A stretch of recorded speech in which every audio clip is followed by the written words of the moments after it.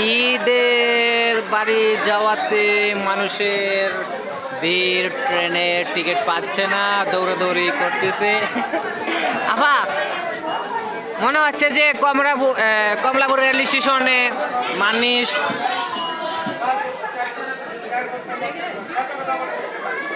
আসসালামু আলাইকুম গাইস, মনে হচ্ছে যে কমলাপুর রেল স্টেশনে মানুষ বাড়িতে যাবে ঈদের আনন্দ বাড়িতে ফ্যামিলির সাথে কাটাতে।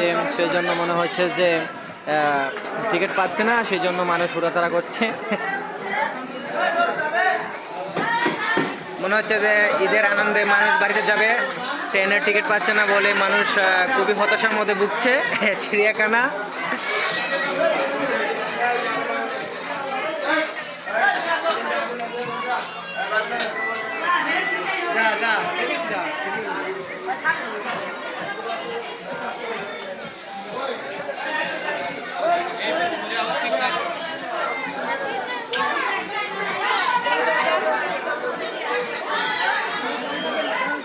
টিকিট না থাকার কারণে মানুষকে